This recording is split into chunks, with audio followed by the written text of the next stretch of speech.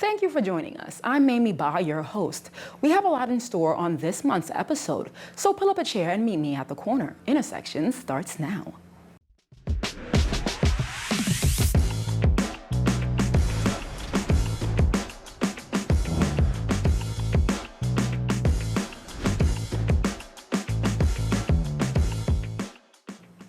First, art and the Steel City. They say the two go hand in hand.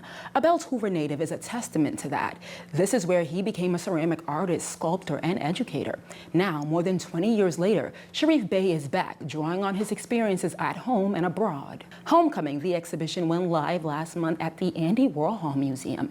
It celebrates Bey's return. Bey creates complex sculptures using different kinds of clay. I spoke with him about the exhibit and how home shaped the artist he became. Going for 25 years, give or take. Yeah, I mean, it's obviously a great honor, but it's almost like unreal sometimes, because I'm really super pleased with the exhibition. And I like that my neighborhood is getting its recognition.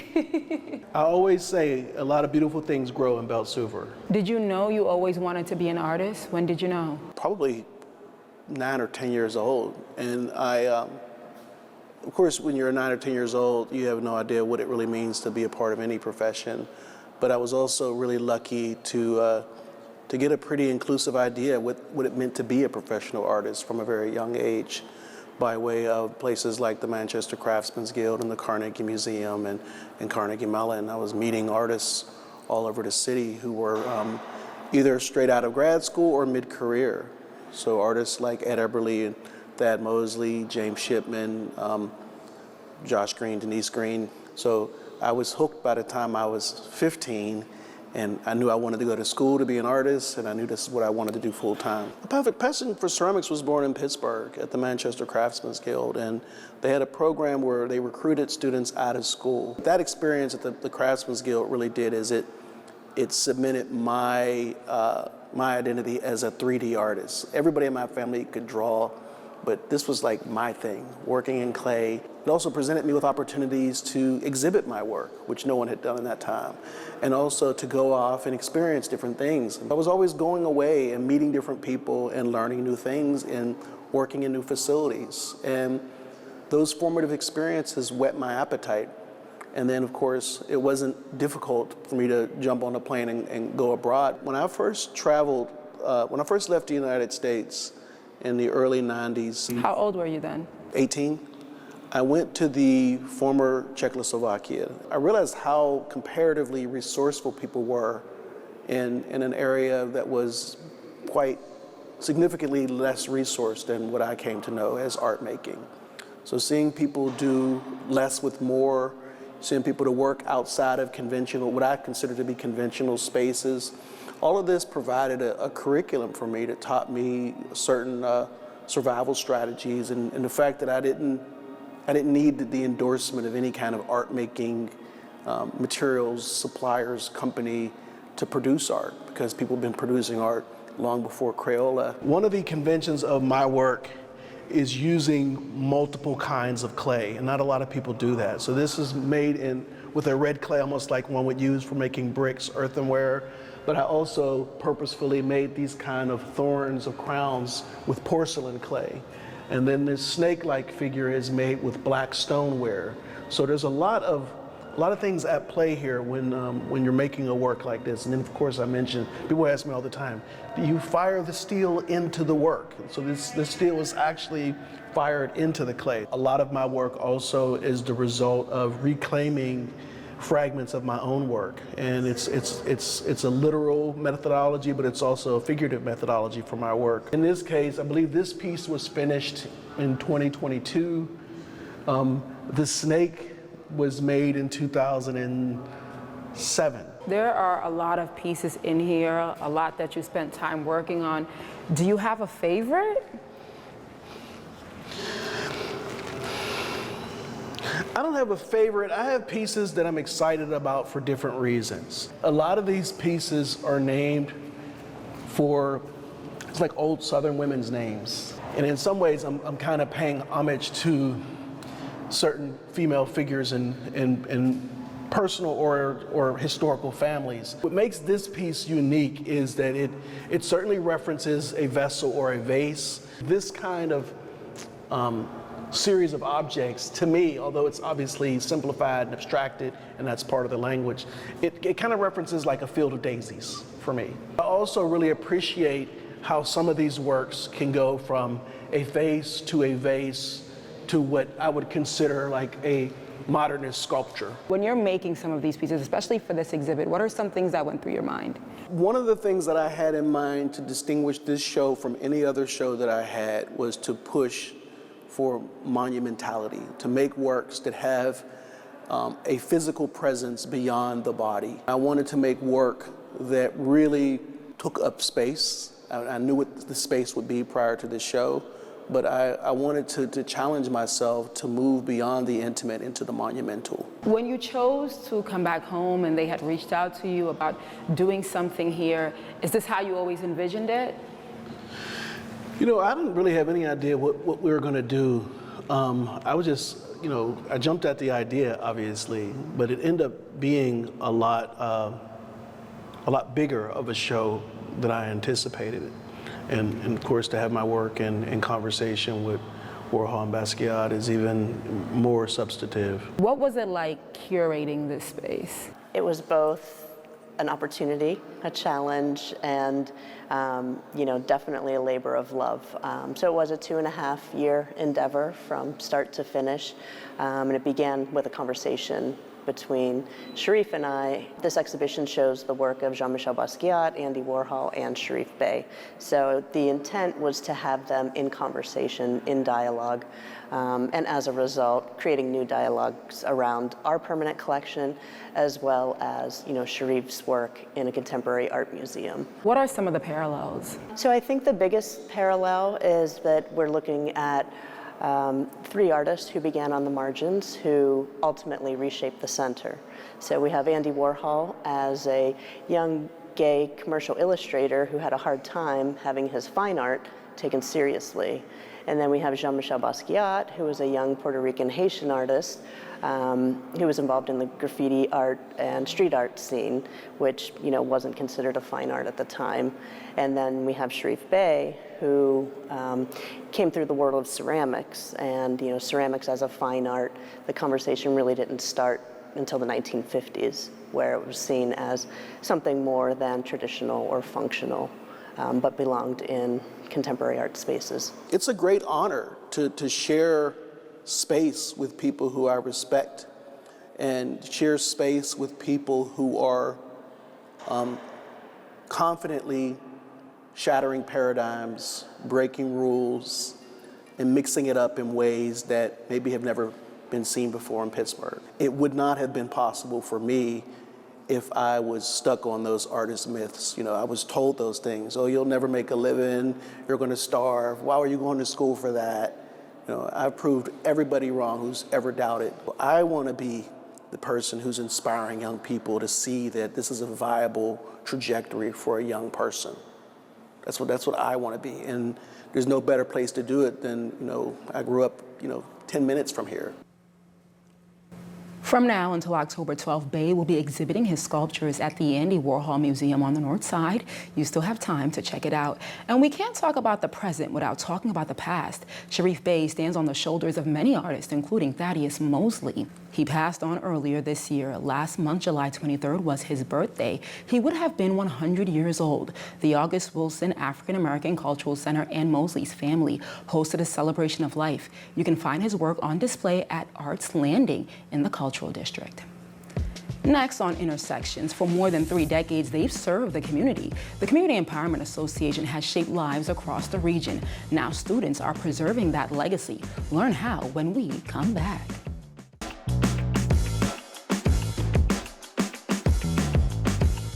Established in 1993, the Community Empowerment Association located in Homewood has invested in youth and strengthening families. It was started by husband and wife Margie Davis and Rashad Birdsong. This is a photo of the two of them from back in the day. They are still heavily involved at the center. Some teens have been going there since they were children. Now, those students have taken up the task of preserving its legacy for future generations by creating a documentary. It's not done yet, but here's a snippet, first and only here on KDKA+.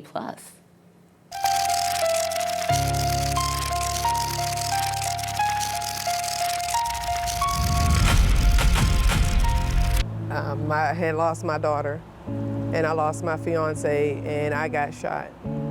So CEA to me is like family. You get to know about who you are, where you came from. Anything that was happening outside of this building, it stopped once you got into this building. Joining us now to talk more about this project and its impact are Jeremy Moore, Sakaya Valentine, and Jamila Lajihoudini. Thank you all so much for being here. What was it like working on this documentary? You two, I know you have been going to the center for more than a decade. Well, doing a documentary, I had the distinctive role of being a producer, and it was like a great learning curve for kids to learn how to work in a production role and have great stability. And overall, it was just nice to be able to work with people that was just there and understood that they don't know what's going on, but we can learn to work together. What about you, Sakaya? I didn't really have a big role to play in the documentary, but watching them work and watching everybody grow as the summer went along, I think was the best process of it all, because you really understand growth and watching things change and watching things play out. Yeah. Jamila, I'm going to get to you. I know you're the program coordinator, but really quickly, how long have you both been going to the CEA? How old were you when you first went? I was 4 going to kindergarten, and I'm 16 now, so about 11, 12 years. I was 8 going to the 3rd grade, and I'm 19 and out of high school now. Yeah. What are your most fondest memories? Do you have any? Something That's quick. a lot. That's a lot of memories. Mine would be when Sister Jamila had to take us to the park, and we had a little picnic, and it was just a good time. We was just sitting there having laughs and stuff, but we had to leave early, and my fond memory was just, I didn't want to leave. Oh, and Jamila, you went to the center. Now you've built a career at the center. Yeah. How does it feel? Great. I think community empowerment has taken the time to invest in the people who are there. And they've invested in me in particular. And so I've been going to CEA since I was 14, since I arrived in Pittsburgh. And they were the ones that taught me the foundations of advocacy, organizing, program development. And there I was able to really build the foundations of my skill sets, my career, and for them to be able to guide and mentor me in like how to approach this work, where to approach this work, and connect me with those who would be able to pour back into me as well. Do you guys find it inspirational when you hear some of the stories when you're conducting these interviews for the documentary? Yes, I find it very inspirational seeing that CA is a cultural institution, and it's just overall a great founding point place for you to go and learn something new, and not only that, just be able to be yourself. Yeah. And Jamila, this is something you guys are going to be continuing in the fall, the documentary with other students as well? Yes, so this documentary will encompass a lot of the footage that other of our programs have done. So this is through our workforce development program, but we have our content media program called World Changers that for the past 5 years has been developing content all through COVID and post-COVID, and even currently, that talks a lot about the different youth problems and situations from their voice and their perspective. And so that will be incorporated in this document, along with working in the fall and the spring to ensure that we're able to interview others who have also had experiences as community empowerment. It's 32 years old, starting in someone's living room, and that's a long lifetime of people. And so that includes some of their parents, some of the other folks, and being able to bridge those intergenerational gaps between the stories that have happened in the beginning till now. Yeah, for Mr. Birdsong and Ms. Davis, this is something they love to do. This is a passion project of theirs, and they want to see it continue to grow and evolve. Mm-hmm. To my understanding, I know they don't want to sit down for an interview right now, but trust me, I will get them to sit down for an interview. But they do tell me that this is something that they started in their living room, and it expanded, and they love seeing all the kids. They've watched you all grow up as well. Their family becomes your family. from their kids to their grandkids. They extend themselves as grandparents, grandmothers, to those in the community, to them. And so CEA becomes more than just a resource center that provides such great wraparound services. It becomes like going to your aunt's house, going to your grandma's house, some place to go after school, after work, like heading to the library. It really has been that institution to find that extended family, not just in Brother Rashad and Sister Margie, but those of us who have worked there over the years. And there have been many people in the community that have done that. Great, thanks so much. Definitely building community. Yes. Great. Whether it's their first child or their fourth, challenges with breastfeeding can happen at any time. I had mothers making it work share their stories.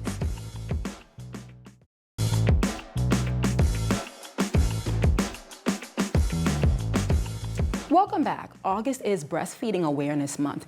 Recent data suggests more and more babies are being breastfed.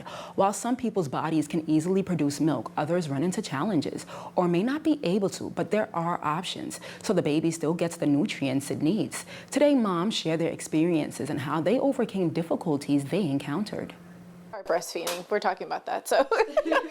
The bonds may look the same. Mothers feeding their babies in the lactation room of the Midwife Center for Birth and Women's Health. But every latch tells a different story. For the Heaters, this journey began long before their daughter ever arrived. After years of infertility, they welcomed their baby girl through IVF in March. Waverly is 4.5 months old. They're navigating breastfeeding one day at a time with the help of the Midwife Center. I always wanted to be a mom. I wanted to be pregnant. I wanted to give birth. I wanted to breastfeed because of the bond, because of the health reasons, all of those factors. And I thought it was going to be so easy and natural, right? It's just this thing that happens, and it wasn't. What are some issues you feel like you ran into? I definitely had some supply issues, things that I didn't realize were going to be a problem, like tubular breasts, and like just I didn't have as much gland tissue in one of my breasts than the other, and I didn't realize that that was going to impact my ability to feed my child. And it was really, really hard. Like at our first pediatric appointment with her, she really wasn't gaining weight, and I didn't feel like we had a lot of options. I think we were kind of told like, well, formula is the next step, and I was feeling like a failure. How did you both get through that? I mean, feeling like a failure. A lot of talking. Yeah. A lot of talking. Being a non-breastfeeding parent, it's also really hard because you're helpless. You feel like you can't do anything.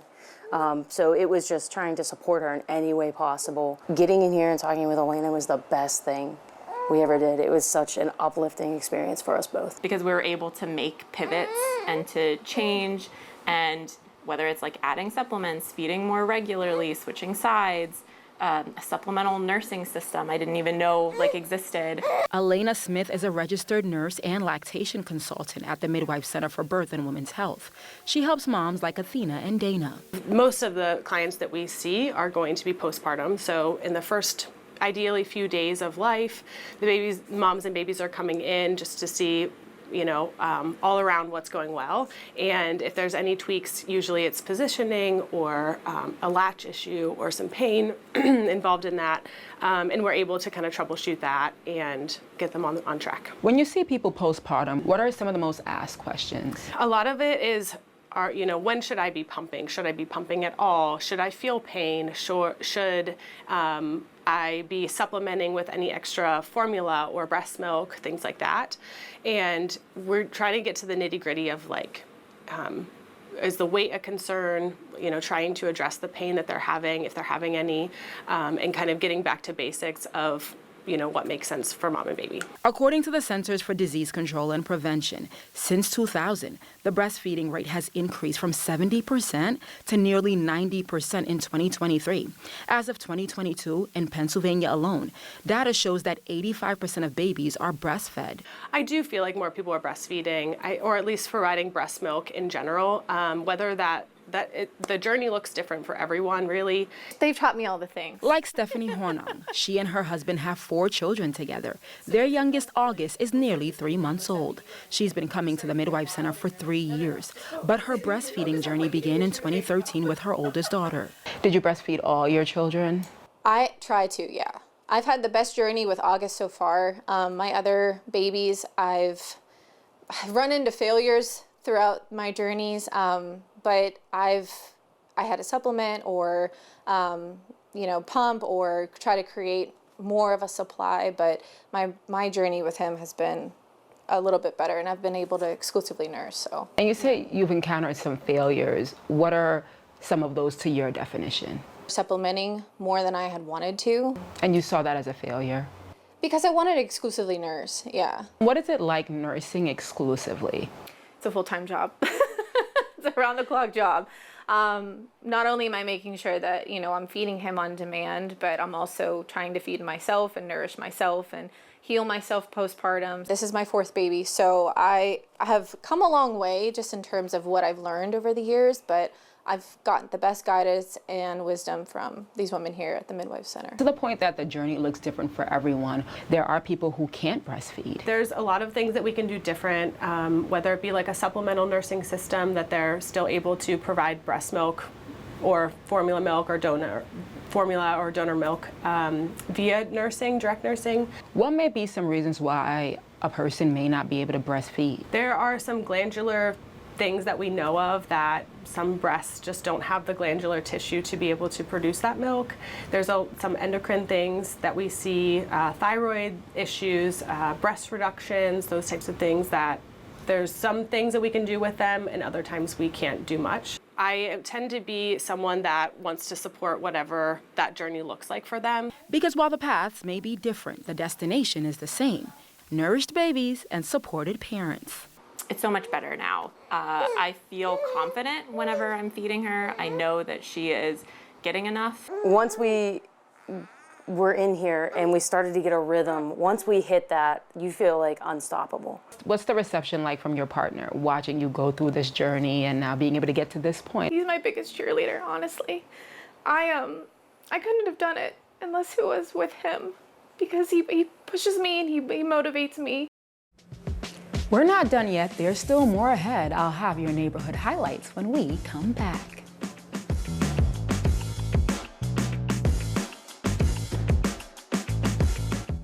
Now it's time for your neighborhood highlights, a look at great things happening in our region. Happening tomorrow, a Pittsburgh Public Schools Back to School event. District families can get ready for the school year with free school supplies, food, hairstyles, haircuts, and much more. So listen up. It's from 9 a.m. to 1 in the afternoon at Acrisure Stadium. There are 2 ways to participate. Drive-through at Gold Lot 1A, no registration required. For in-person, at the FedEx Great Hall, you'll have to register on PPS's website. And fashion meets sustainability. Welcome Project Trends. In partnership with River Life and Sure Thing earlier this month, designers transformed secondhand clothing and discarded textiles into original wearable fashion within a limited time. Designers were working to the last second. The pieces then hit the runway to be judged. This year's theme was After Hours. Thank you so much for watching Intersections.